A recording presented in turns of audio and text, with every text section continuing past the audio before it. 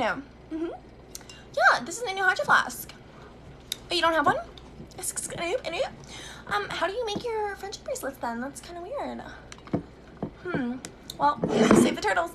Teenage girls can't win. They're made fun of for anything they like, whether it's Twilight, Justin Bieber, or Olivia Rodrigo. For decades, young women have been belittled for their interests no matter how traditionally feminine or masculine they are.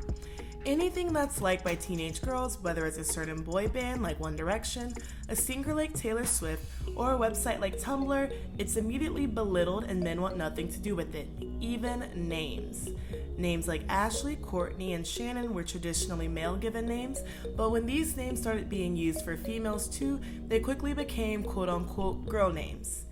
Professions that were traditionally male, like teaching and nursing, became jobs associated with females once more and more young women trained for and eventually entered the professions.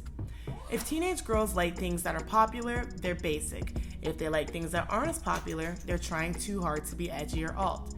If girls love makeup, they're fake and shallow. If they hate it, they're trying to be not like other girls, or they're lying. Society makes fun of girls for being visco girls, for being emo, for being preppy, for wearing clothing that is too revealing, but also for clothing that isn't revealing enough. Girls are being made fun of for drinking water or for how they speak. Teenage girls simply can't win. Making fun of girls for their interests is especially present on social media. If you do a quick scroll on TikTok, you can see every single type of girl being made fun of for every single possible interest a human being can have, whether that's astrology, a book series, or dancing. So clearly the problem isn't with these specific hobbies, but with how society perceives young women. The aforementioned visco girls were so bullied and made fun of for their style on the internet that no one really even dresses this way anymore. Apparently, wearing scrunchies and oversized t-shirts was so bothersome to a large part of the general public. But when girls wear tighter crop t-shirts, their clothes are too revealing, and this elicits criticism and cyberbullying too. This isn't a new thing. Society treats young girls as ever malleable and impressionable, and as if they're too young or too stupid to have genuine interests and know what they like. In the 50s and 60s, teenage girls were mocked for loving Elvis Presley and the Beatles. 40 young ladies fainted, but authorities feel that some were playing possum, so that they might be lifted over the fence and thus be nearer their idols. The Beatles, who originated as a small-time act out of Liverpool, now have no rivals as the kingpins of the teenage set.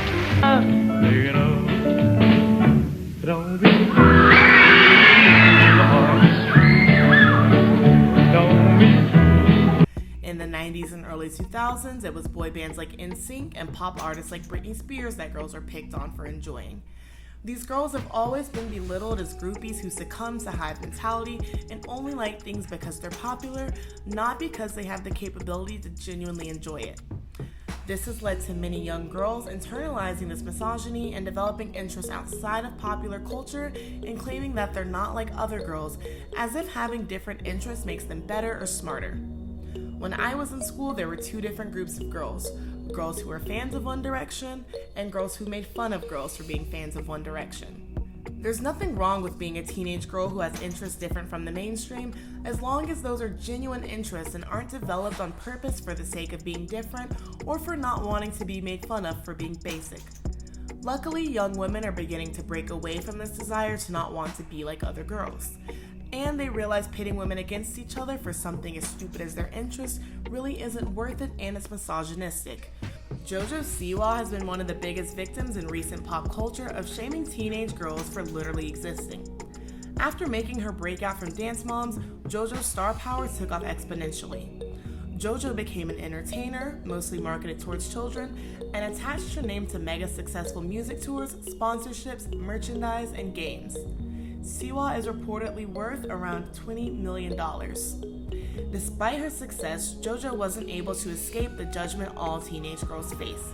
Siwa was criticized relentlessly for her sequined outfits, bright colors, and bows, and for dressing like a child, despite being a positive role model for children by teaching them lessons in confidence and self-acceptance. JoJo just turned 18 in 2021, so she herself was a child the entire time this was happening. A lot of this hatred came from adults much older than JoJo, despite not having children or younger siblings, or any reason to interact with or be aware of what she was doing. Even if they did, it really isn't anyone's business to comment on how a teenage girl dresses or promotes herself.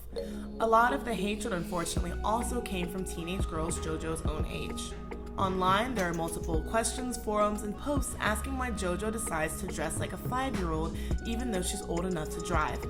Hundreds and thousands of people are so personally bothered by how Siwa dresses and brands herself. Many teens who dislike her say it's because she's unrelatable. It's not JoJo's job to be relatable to other teenagers, so it's not fair to make fun of her because she isn't behaving the way the majority of people her age are. She doesn't have to.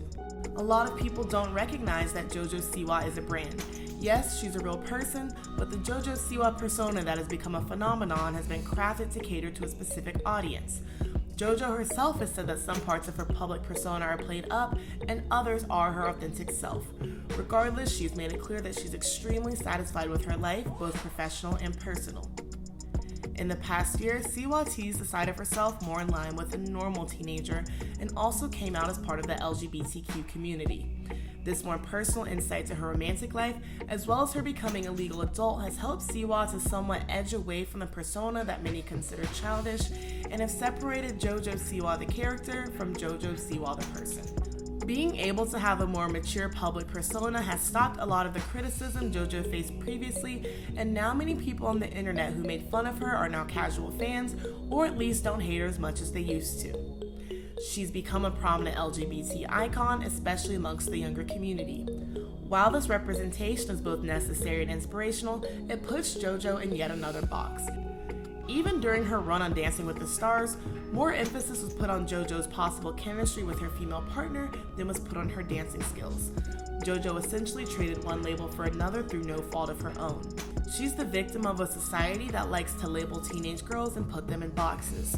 Since society can't view young women as multidimensional, their leading traits and interests are incorrectly assumed to be every part of their identity. JoJo's biggest criticism was that she was childish. When she changed it, a lot of the hate she received for her appearance stopped. But when other teenagers like Bad Baby or Alabama Barker act in a way that's perceived as their age or older, they're still attacked. Danielle Bergoli, aka Bad Baby, has been heavily criticized for years for dressing in a way that many believe is inappropriate, from her clothing choice, to her tattoos, to speculations that she may have had plastic surgery. It's no one's business how a minor or even an 18 or 19-year-old presents themselves or what they've done to their body. Alabama Barker has faced a lot of the same hatred. Between her father's high-profile relationship with Kourtney Kardashian and her growing TikTok account, Alabama has received a lot of hateful comments on the internet due to her appearance. There are women old enough to be her mother and grandmother telling her to cover up, or that she looks decades older than she is, or making nasty assumptions about a 16-year-old that can't be determined by the way someone dresses. It's not acceptable to cyberbully a minor just because you personally don't agree with how they dress when you aren't their parents and aren't responsible at all for their safety or for buying their clothes. If JoJo Siwa wears bright colors and covers up, she's called childish. If Bad Baby and Alabama show more skin and present a more adult look, they're called names and they're called trying to grow up too fast. One could argue a lot of the hatred Bad Baby and Alabama received is because their version of looking older is also sexualized, or because they're problematic. But this same hatred was extended to other teenagers like Lorde, who was only 16 when she emerged in the public eye. When she was a teenager, her outfits were never particularly revealing or inappropriate for her age, so she was instead picked on for dressing like an old lady, and the internet made jokes about her secretly being in her 40s. The bottom line is that there's no way a teenage girl can dress or present herself that she won't receive hatred for. Teenage girls are made fun of for having traditionally feminine interests like shopping and makeup, but if girls have traditionally masculine interests, they're invalidated just the same. Young girls who are talented at gaming are often masculinized by the community, as if being feminine and being good at something in a male-dominated sphere can't coexist. Though the amount of professional girl gamers has grown by 32% in the last year, not much has changed about the perception of girl gamers. They're often on the receiving end of results claiming they're incapable of gaming or doing it for male attention. There's a stronger concern that females who play shooting games will be overly exposed to violence and either become traumatized by it or become more likely to commit acts of violence. While there's no consensus on just how much video games influence violent behavior in teens, young men are far more likely to commit mass acts of violence. Girls in the gaming community often have to hide their identities with unisex screen names or by not showing their appearances at all.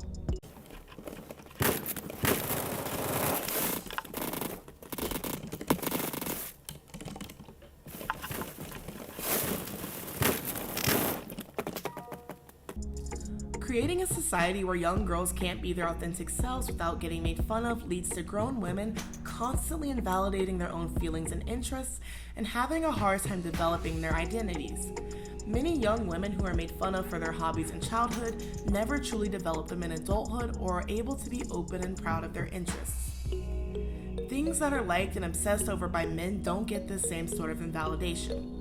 When a teenage girl cries over, say, Justin Bieber or BTS, she's overly emotional and obsessed. When men worship sports teams, no matter how cult-like their obsession may be, or whatever tantrums they throw, they're simply called fans. What was that? You do not throw a pass at the goal line when you have Marshawn Lynch.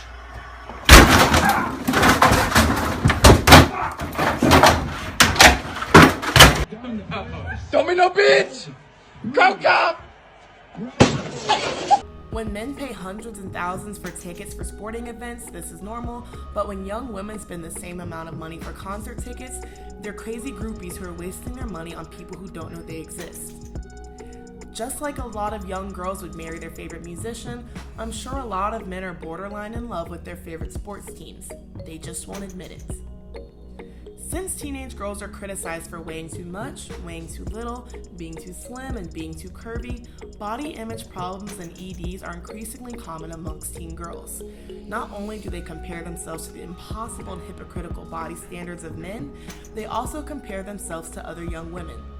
Even if teenage girls aren't directly criticized for their looks, witnessing other young women being criticized can lead them to internalize these insecurities they likely wouldn't have had otherwise. I'm sure it's obvious that this hatred towards teenage girls is a byproduct of misogyny. Anything associated with women, especially young women, is considered not suitable for men, and the quickest way to establish this is to invalidate and make fun of it. In addition, the quickest way to keep women in a position that's inferior to men is to belittle their interests, and therefore prevent women from growing in those interests or having confidence in themselves. The more insecure girls society can force to grow up to be insecure women, the lesser the chance these women will compete with men and threaten them, both socially and professionally. My advice to young girls is to just do whatever you want because you're going to be hated for it anyway. So you might as well be hated for enjoying things you like than pretending to enjoy things that you don't. If you like this video, be sure to comment, like, and subscribe, and let me know what I should talk about in my next one. Thank you for watching.